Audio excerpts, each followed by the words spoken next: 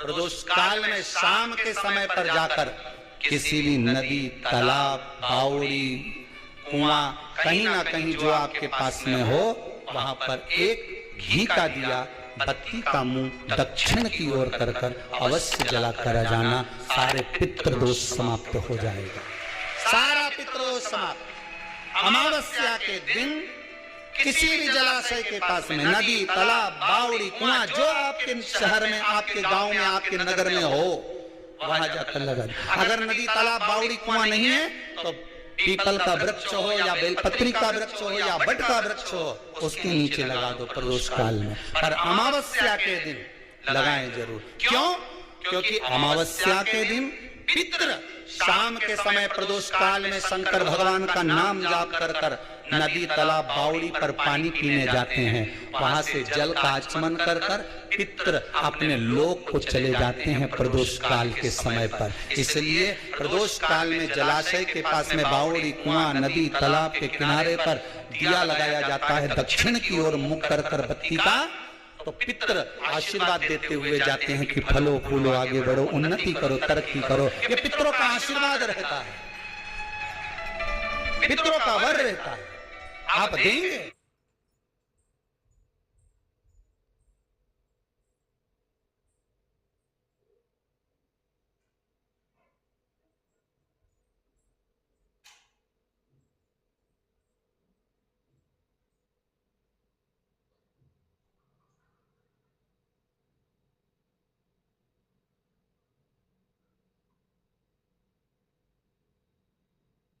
तो मिलेगा। पितृदोष है, ये आपको कैसे मालूम पड़ेगा?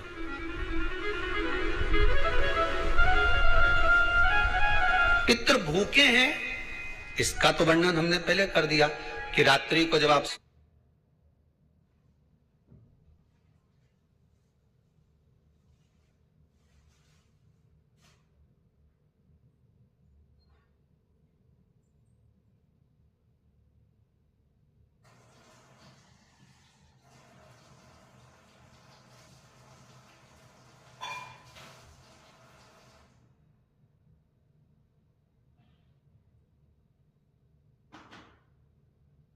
तो सोने के बाद में 1-1.5 घंटे बाद अगर आपकी नींद खुल जाए, 1 घंटा 1.5 घंटा आप सोइए, उसके बाद जो नींद खुली तो 1-1.5 घंटे तक आप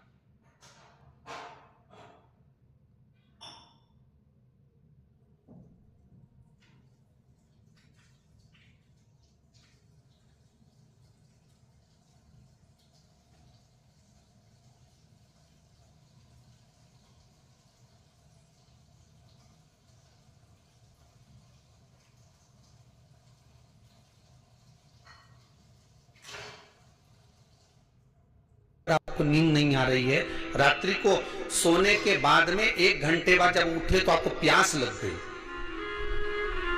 भूख लगने लगी, प्यास लगने लगी कि मेरे को पानी पीना पड़ेगा, घबराहट हो रही, पानी पीना पड़ेगा।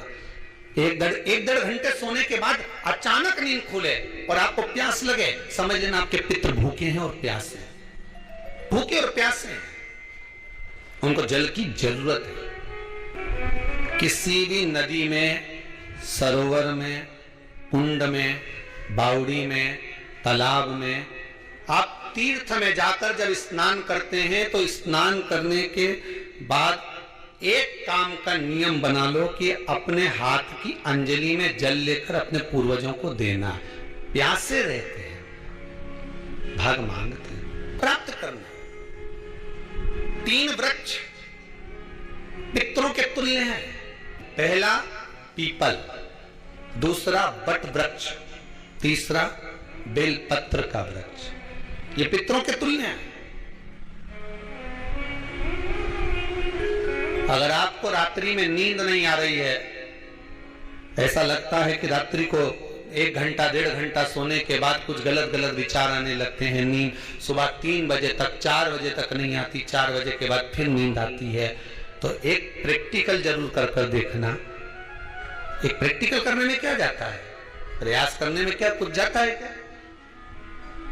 प्रैक्टिकल कर देखना कि कहीं सियोर वाला महाराज झूठ तो नहीं बोल रहा, तो प्रैक्टिकल करने में कुछ नहीं जाए। 1 लोटा पानी लो, उसमें थोड़ा सा कच्चा दूध डाल लीजिए, पत्री का पेड़ या पीपल का पेड़ या बट का पेड़, इन पेड़ के नीचे ले जाकर उस दूध को दोपहर में सुबह 10 बजे से लेकर 12 बजे के बीच में ले जाकर चढ़ा दीजिए। रात्रि को फिर ना आपको प्यास लगेगी ना भूख लगेगी, नींद एक बार लगी तो सुबह ही खुलेगी। प्रैक्टिकल करने में क्या जाता है? पानी डालने में तुम्हारा कुछ जाएगा? अरे बोलो तो सही, प्रैक्टिकल करने में क्या जाता है? कुछ भी नहीं बिगड़ेगा, ये तो बस जल डालोगे तुम्हारा ही कुछ अच्छा हो सकता है, बाबा की कृपा। 3 वृक्ष पितरों के तुल्य हैं। पीपल के वृक्ष में 52,000 ब्राह्मण एक साथ निवास करते हैं, इसलिए पितृ तुल्य है। बट वृक्ष ब्रह्मा जी के मस्तक से बना, इसलिए पितृ तुल्य है। और बेलपत्री का वृक्ष माता पार्वती जी के अश्रु से बना। जब आंसू गिरे थे माता जगत जननी जगदम्बा पार्वती के, उस समय पर पितृलोक में हलचल उत्पन्न हो गई थी। हमारी नातिन की आंख में आंसू कैसे आ गए? मैनावती की पुत्री है,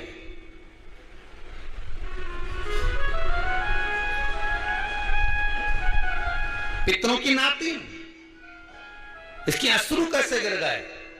पार्वती जी ने कहा ये आंसू नहीं, मेरा पुण्य भाग प्रकट करती हूं बेलपत्री के रूप में। तो पितरों ने वर दिया था कि ये बेलपत्री का वृक्ष हमारा आशीर्वाद है, इसके नीचे अगर कोई दीप लगाता है, शिव को स्पर्श कर चढ़ाता है, उसके पितरों की शांति होगी। हम स्वयं उसको आशीर्वाद देने के लिए पधारेंगे। बेलपत्र का वृक्ष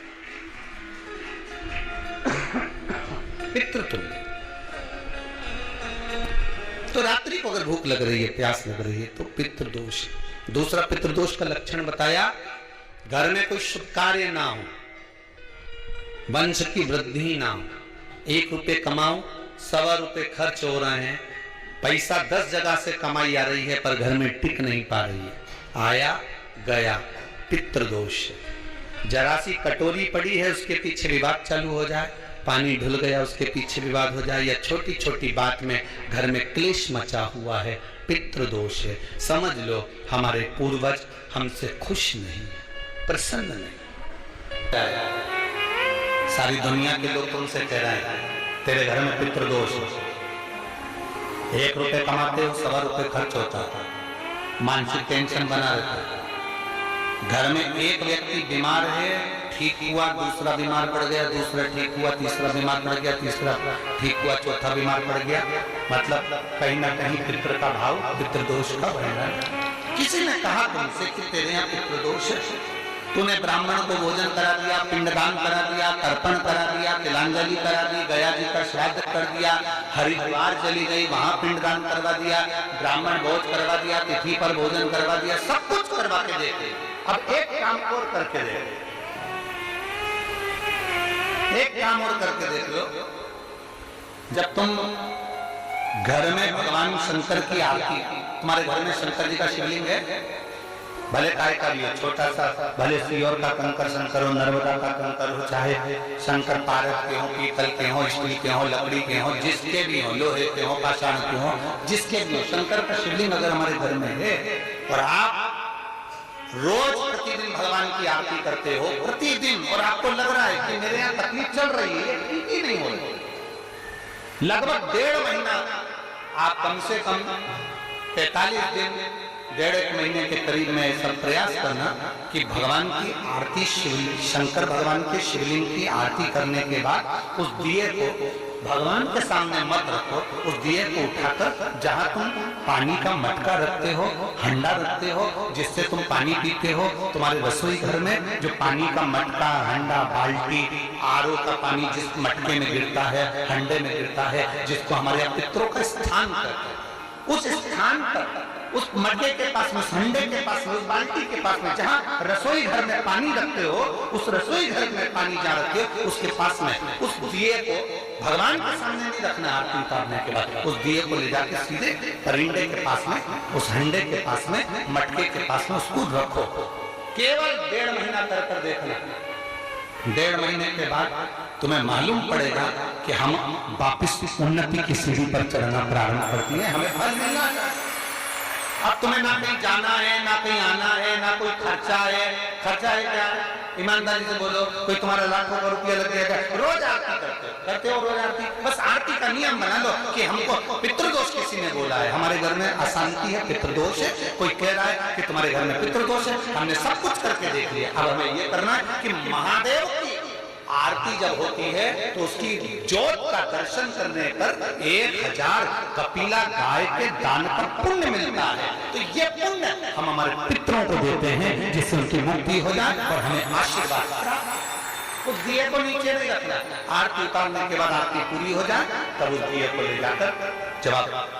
ले जाकर उसको रखें, तब उस स्थान पर रखें जहाँ पितरों का स्थान।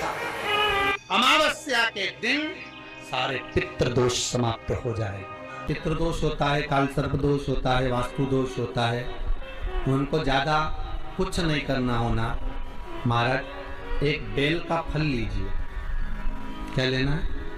बेल का फल, बेलपत्री का जो फल होता है उसको ले लो। उसके अंदर का जो गुर्दा होता है, अंदर का जो भाग होता है, उसको निकाल लीजिए और उस बेल के फल में आटा सेक कर उसमें शक्कर मिलाकर उसको उसके अंदर भर लीजिए। अमावस्या के दिन सुबह 10 बजे से पहले उस बेल फल में, जिसमें तुमने पंजेरी भरी है, आटा सेक कर भरा है शक्कर के साथ में, उसको अपने घर में घुमाने के बाद में जिसको काल सर्प दोष बताया है, पितृदोष बताया है या वास्तु दोष का स्मरण बताया है, घर में सब दूर घुमाकर अपने परिवार का हाथ का स्पर्श कराकर पीपल के पेड़ के नीचे का खड्डा खोदकर उस बेल पत्र के उस फल को दाब दीजिए। उस फल को उसमें दबा दीजिए। महाराज केवल एक अमावस्या करना रहता है, पितरों के दोष से